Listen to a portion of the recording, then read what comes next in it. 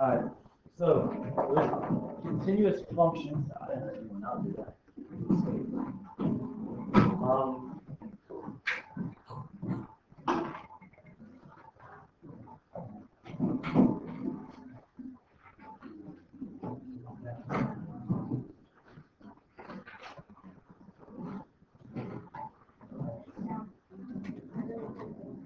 All right. So what continuous functions allow us to do, all right, is to predict the approximate location of a function's zeros by using the intermediate value theorem and the location principle. To be honest with you, until I saw this book, I've never heard of the location principle. All right, the intermediate value theorem is probably one of the more important things that you'll hear about in this class. It's going to relate back to AP calculus next year, whether you're taking it and for those who are taking your first year college math class, you'll hear a lot about the intermediate value theorem. All right. So with the intermediate value theorem, I'm going to give you a nice example that sort of just breaks it down. It's nice and easy. All right. It says if f of x is a continuous function, so you know how to say, you know how to figure out something continuous. All right. And can you guys see this? Let me make this picture bigger.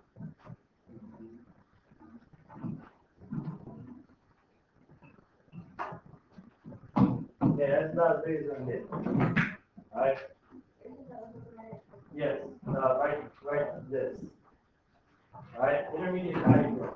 If f of x is a continuous function and a is less than b, and there is a value n such that n is between f of a and f of b, then there's a number c such that c is between a and b, and f of c is equal to n. See, that makes no sense. I'm going to draw a picture up here that makes perfect sense for you guys. Hello. Yeah, I sent you guys a remind chat that told you guys to come over here. Yeah. All right. Now,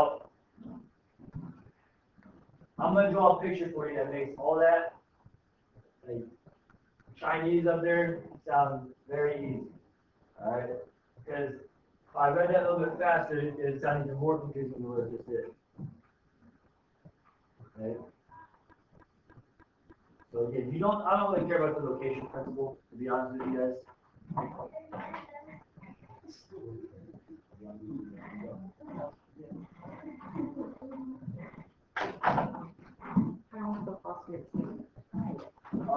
So, you guys let me know when you are ready to see the picture. All right?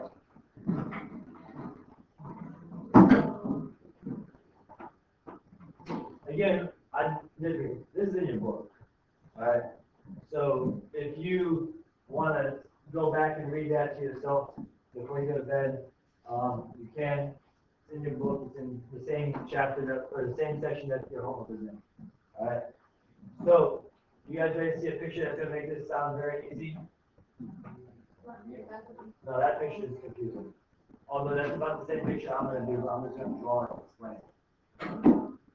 But mine's a little bit better. All right. You guys ready?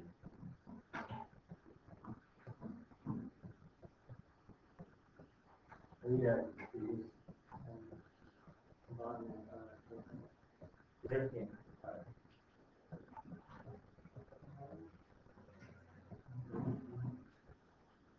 So, when I explain this, I'm going to draw a picture that looks a little bit like that, but I'm going to exaggerate some things. So it's going to make a little bit more sense.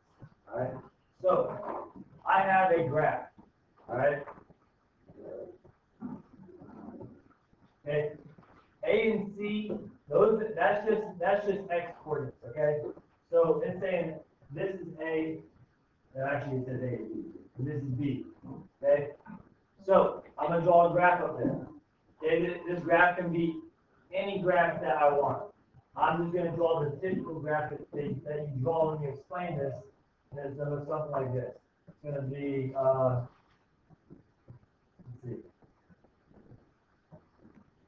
Oh, you are too bad.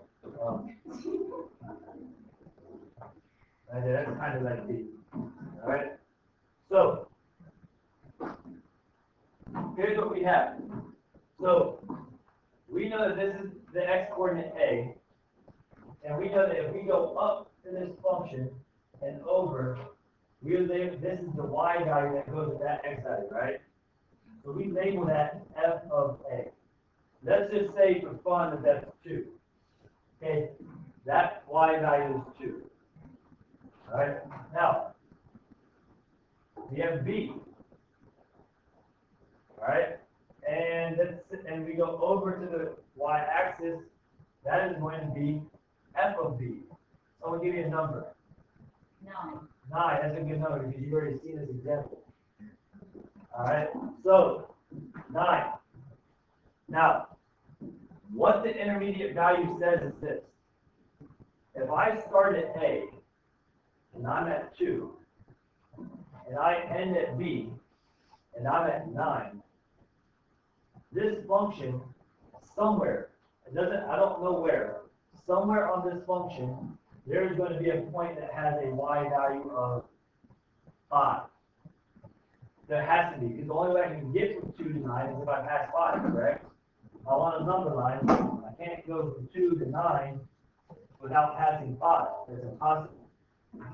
Same thing. There's going to be a place on this number line where there's a y value of, let's say, 6.3245. All right? It's like right here somewhere, and it might happen multiple times. It might happen here, here, someplace on this function. You're gonna pass that number. So what the intermediate values are the same is if you have f of a, which is some number, and f of b, which is some number, that function takes on takes on every y value from 2 to 9 in this case. Somewhere on this, if I follow along here, I have to get to 8. I have to. That's the only way I can get to 9. Does that make sense? Now, the reason, no, it does. The reason that this is important is because, especially in calculus, you get to the point where you can prove that you have a 0 between two values, which is what you guys are going to be doing. All right? So, the big idea is that if I'm looking at A and B, all right, so if I take this graph and I draw another graph real quick, all right?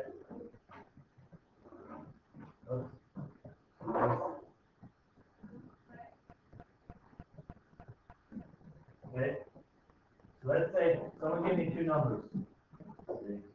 6, all right, someone give me a number bigger than 6. 12. Okay. If, and let's say this is 4, and this is -4. I have this function right here. I don't care what it looks like, so we're going to make it a little extreme right here. All right, that's my function. That's what it looks like. And I know that at x equals 6, I'm at the y value is +4. And if I'm at x equals 12, and the y value is -4, somewhere there's a 0 between 6 and 12. Because the only way I can get from the y value of 4 to the y value of -4 is if I pass through 0. So somewhere between 6 and -12, there's at least one 0. That makes sense? Sure? Now, what we can do is we can take this and apply it. All right? So, what we're going to look at here is we're going to look at just a couple examples. All right? There's the term between which consecutive integers the real zeros of each, determine between which consecutive integers the real zeros of each function are located on the given interval. All right? So what we want to do is we want to, I'll just double check real quick on what your homework says. I want to make sure I say the same thing they say. They say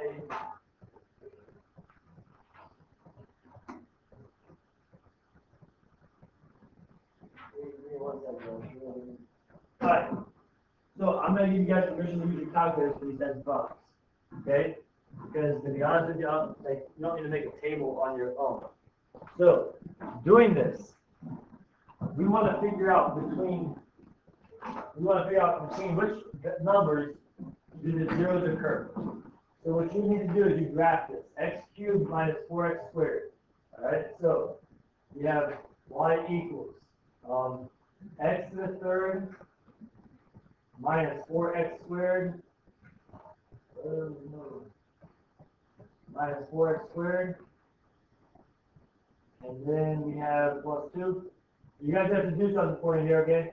You're going to need it. So for your window, when you're doing this, you're going to do the second window. Okay, I'm going to go back to this. When you're doing this, your table right here, the interval only needs to be 1. All right, you're going to have to change that back to that. All right, so I heard I did something wrong. Yep.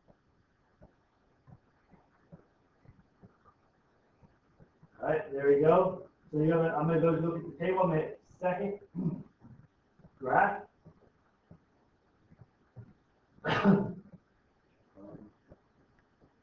You guys have all those decimals and whatnot? I don't know what's up with this calculator right now. But, I think I know. I know.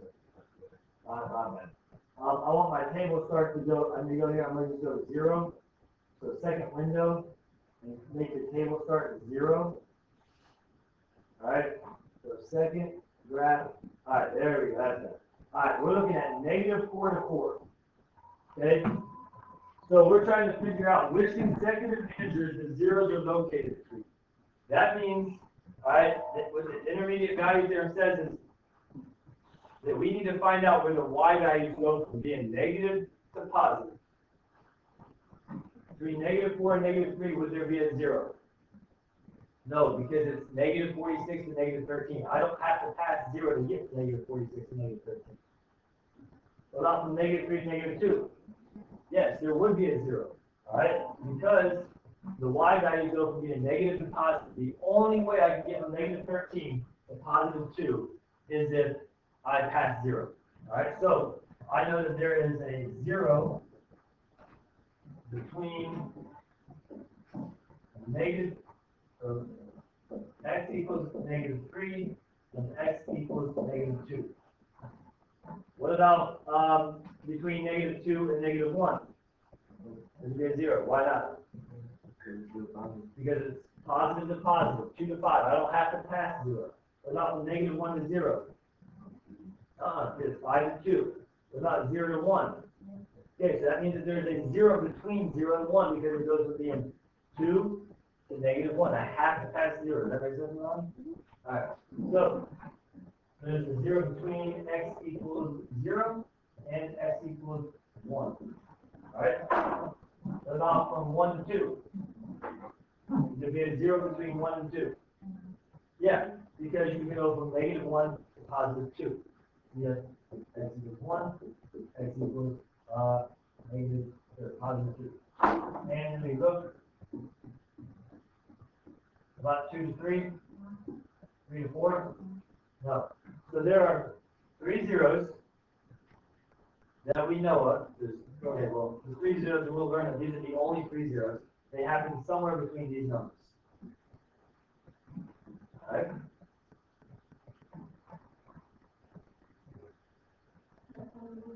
That's all you're going to do for homework. Yeah, so that's why I wanted to give you that some of the problems. So I think there's enough time maybe to look at one last one. Let me just, and again, you don't have to follow along on this one, but you have y equals x squared.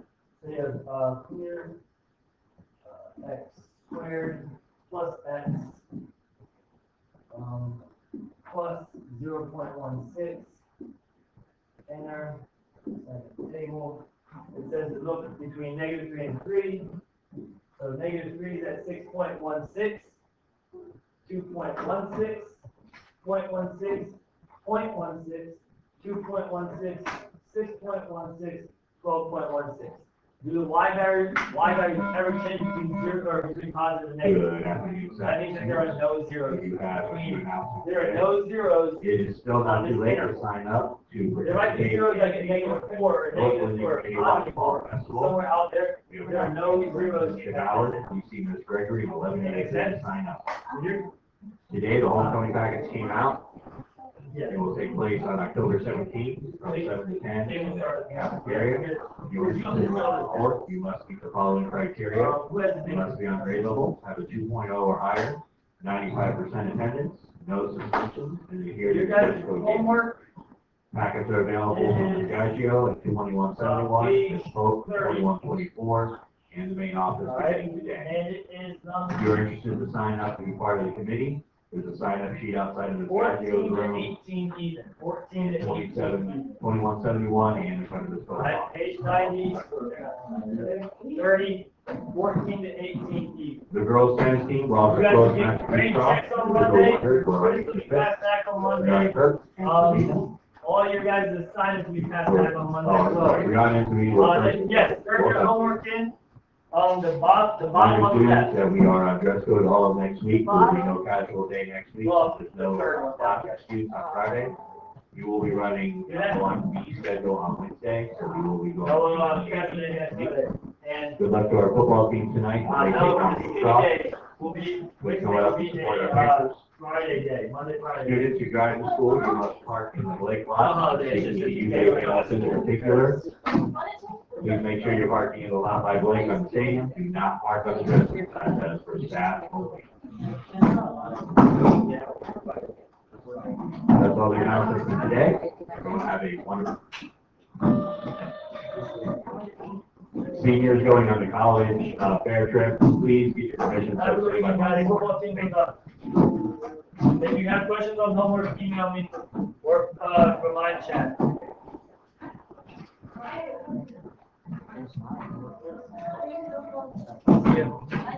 guys.